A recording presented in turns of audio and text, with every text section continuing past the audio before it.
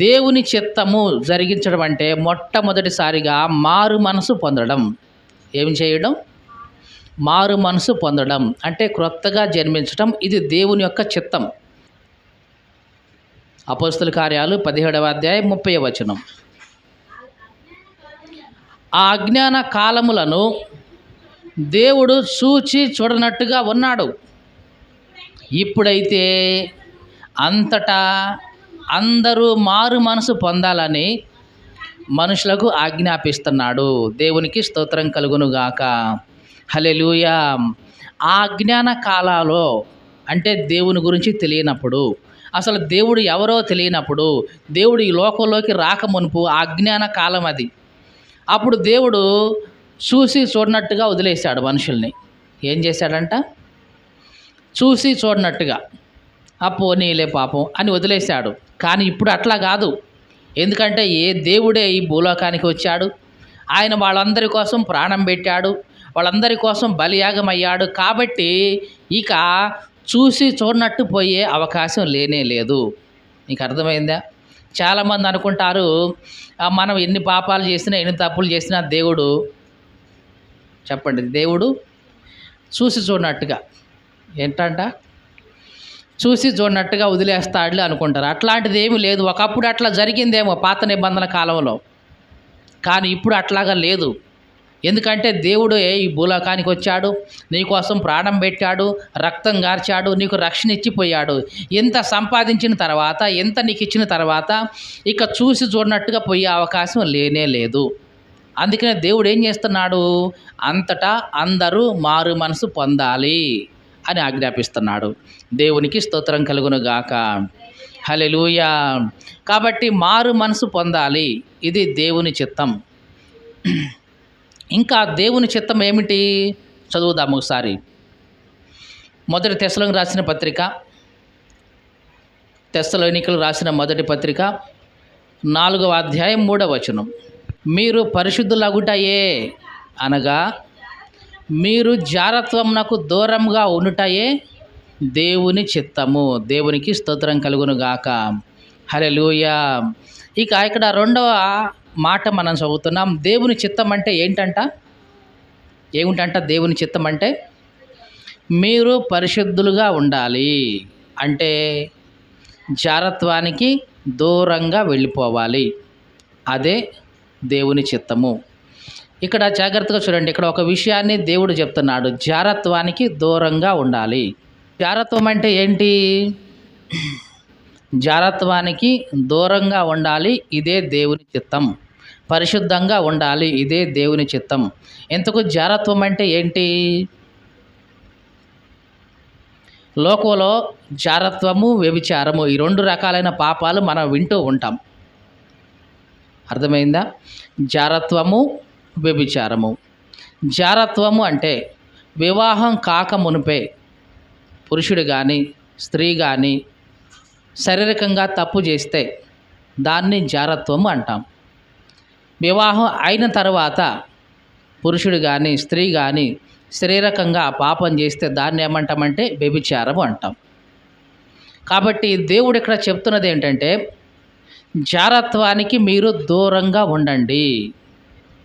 అంటే వివాహం కాక మునిపే చాలామంది తమను తాము శారీరకంగా అపవిత్రం చేసుకుంటూ ఉంటున్నారు. ఈ లోకంలో ఇప్పుడు చాలామంది ఈ మొబైల్ ఫోన్స్ వచ్చిన తర్వాత, ఈ ఇంటర్నెట్లు వచ్చిన తర్వాత తమను తాము అపవిత్రం పరుచుకోవడానికి మనుషులకి ఎంతో టైం పట్టడం లేదు. ముఖ్యంగా యవనస్తులైన పురుషులు కానివ్వండి, యవనస్తులైన స్త్రీలు కానివ్వండి, తొందరగా ఈ జారత్వానికి లోబడిపోతూ ఉన్నారు. అదేమంటే చుట్టూ ఉన్న వాళ్ళందరికీ కూడా బాయ్ ఫ్రెండ్స్ ఉన్నారు, గర్ల్ ఫ్రెండ్స్ ఉన్నారు, కాబట్టి మాకు కూడా ఉంటే బాగుంటుంది అని ఒక రకమైన భ్రమలోనికి వెళ్ళిపోతున్నారు.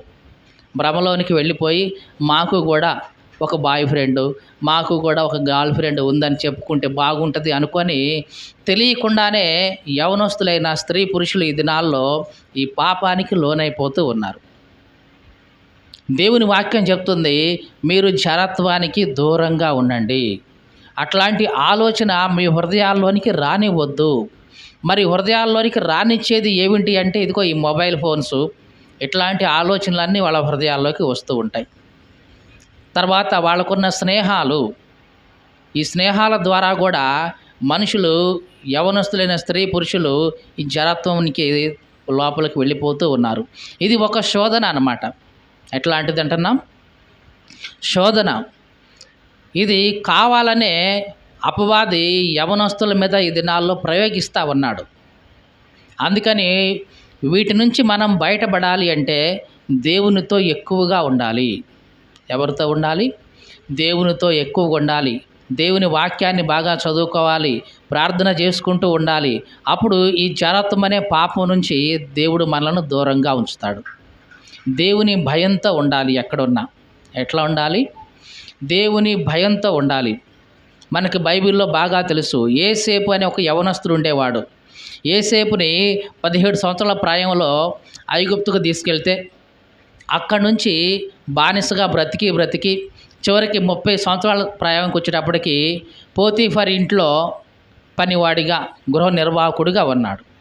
అక్కడ జరిగింది ఏంటంటే, యోసేపుకు అప్పటికి వివాహం కాలేదు, యవనస్తుడు. పోతీఫర్ భార్య ఉంది ఆ ఇంట్లో, తన యజమానురాలు. ఈ పోతీఫర్ భార్య యోసేపు మీద కన్నేసింది అని బైబిల్లో ఉంది. ఏం చేసిందంట? కన్నేసిందంటే కన్ను పీకేయటం కాదు.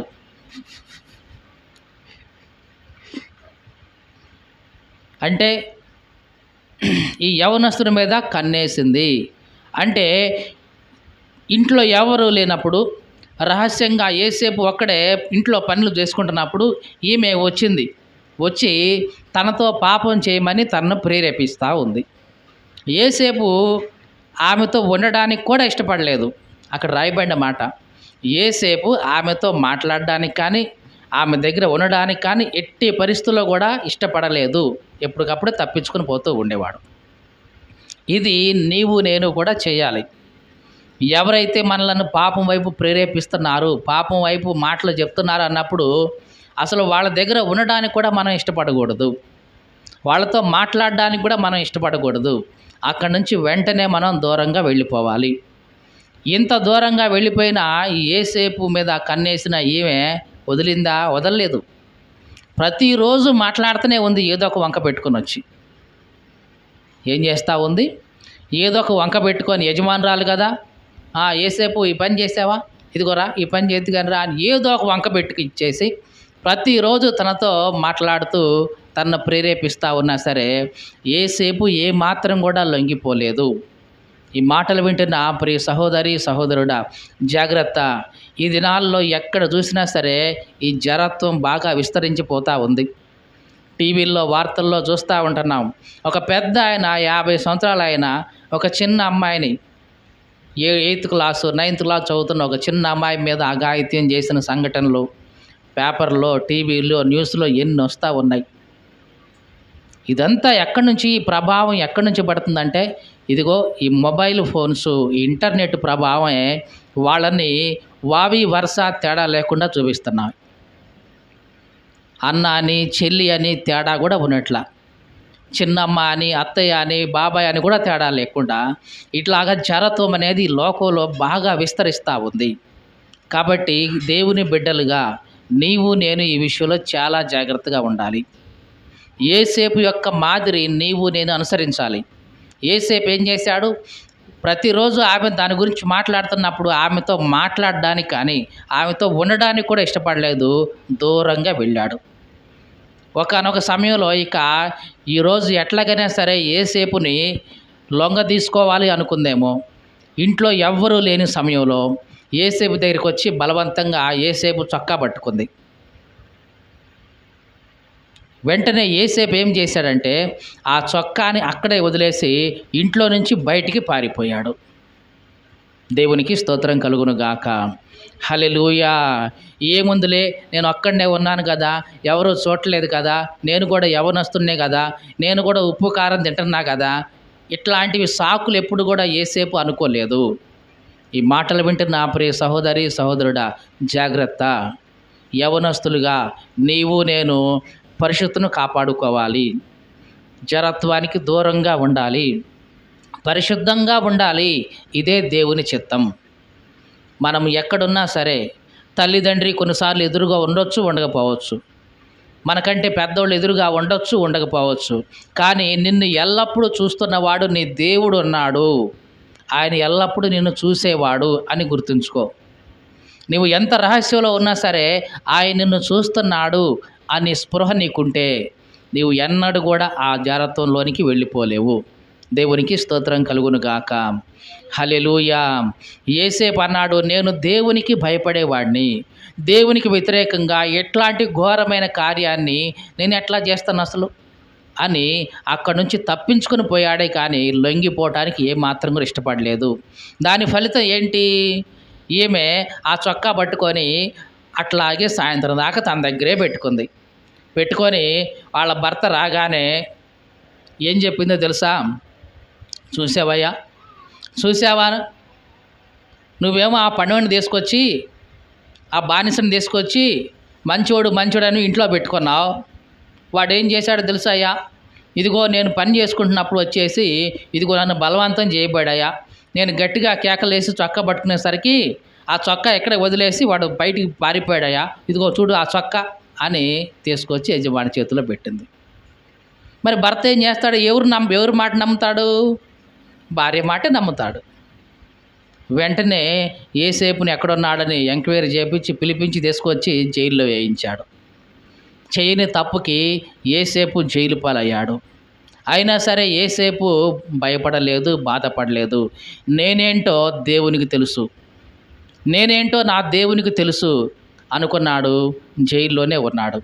2 సంవత్సరాలు 3 సంవత్సరాలు అట్లాగే జైల్లోనే ఉన్నాడు. దేవుడు అతన్ని చూస్తానే ఉన్నాడు. చేయని తప్పుకి, చేయని నేరానికి యేసేపు జైలు శిక్ష అనుభవిస్తున్నాడు. కాబట్టి ఒకానొక సమయం వచ్చింది, యేసేపుని జైల్లోంచి తీసి దేవుడు సింహాసనం మీద కూర్చోబెట్టే రోజు వచ్చింది. దేవునికి స్తోత్రం కలుగును గాక. హల్లెలూయా. యేసేపుని ఇంతగా దేవుడు ఎందుకు హెచ్చించాడంటే యేసేపు చారత్వానికి దూరంగా పారిపోయాడు. తన జీవితంలో పరిశుద్ధంగా ఉండటం అలవాటు చేసుకున్నాడు. కాబట్టి యేసేపు యొక్క నమ్మకత్వాన్ని చూసిన దేవుడు, యేసేపు యొక్క పరిశుద్ధతను చూసిన దేవుడు యేసేపుని హెచ్చించి సింహాసనం మీద కూర్చోబెట్టాడు. నీ జీవితంలో కూడా అదే జరుగుతుంది. దేవుని కోసం నువ్వు పరిశుద్ధంగా జీవించగలిగితే, దేవుని కోసం నమ్మకంగా నువ్వు జీవిస్తే, జడత్వానికి దూరంగా ఉంటే, మారు మనసు పొందే దేవుని భయంతో నువ్వు బ్రతికితే గనక, ఒకవేళ కొన్నిసార్లు నీకు కష్టాలు నష్టాలు ఎదురవ్వచ్చేమో కానీ చివరికి నీ స్థితి ఇదిగో యేసేపు వంటి గొప్ప స్థితి దేవుడు నీకు ఇవ్వబోతున్నాడు. దేవునికి స్తోత్రం కలుగును గాక. హల్లెలూయా. కాబట్టి దేవుని చిత్తం అంటే మారు మనసు పొందడం, దేవుని చిత్తం అంటే పరిశుద్ధంగా జీవించడం, దేవుని చిత్తం అంటే జడత్వానికి దూరంగా వెళ్ళడం. ఇంకా దేవుని వాక్యంలో ఇంకొక చోట ఏముందంటే దేవుని చిత్తము అంటే విగ్రహారాధన నుంచి దూరంగా పోవడం కూడా దేవుని చిత్తమే. విగ్రహారాధన అంటే ఏమిటి చెప్పండి? ఒక మాట చెప్పి మనం ముగించుకుందాం. విగ్రహారాధన అంటే ఏమిటి? ఆ విగ్రహారాధన అంటే బొమ్మలు పెట్టుకొని పూజించడం అండి, విగ్రహాలను చేయడం అండి. ఇది లోకంలో ఉన్న విగ్రహారాధన. క్రైస్తవ్యంలో ఉన్న విగ్రహారాధన ఏమిటి అంటే దేవుణ్ణి కాకుండా మిగతాది నువ్వు దేన్ని హైలైట్ చేసినా సరే అది క్రైస్తవ్యంలో దేవుని దృష్టికి ఎట్లా ఉంటుంది? విగ్రహం లాగానే ఉంటుంది. నీకు అర్థమైందా? కాబట్టి మొదటి ప్రాధాన్యత, మొదటి ప్రాముఖ్యత ఎవరికి ఇవ్వాలి? దేవునికి ఇవ్వాలి.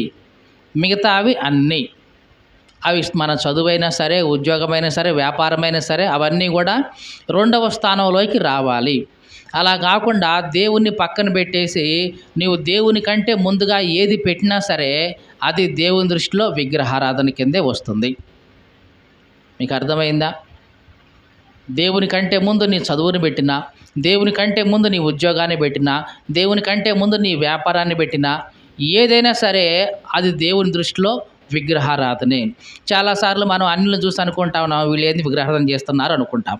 కానీ నీ జీవితంలో నువ్వే విగ్రహారాధన చేస్తున్నావు అనే సంగతి చాలామందికి అర్థం కాదు. ఏమిటి ఆ విగ్రహారాధన అంటే? దేవుణ్ణి పక్కన పెట్టి నీ పనులు ముందు పెట్టుకుంటావే, అప్పుడు నువ్వు చేసేది ఏమిటి? విగ్రహారాధనే.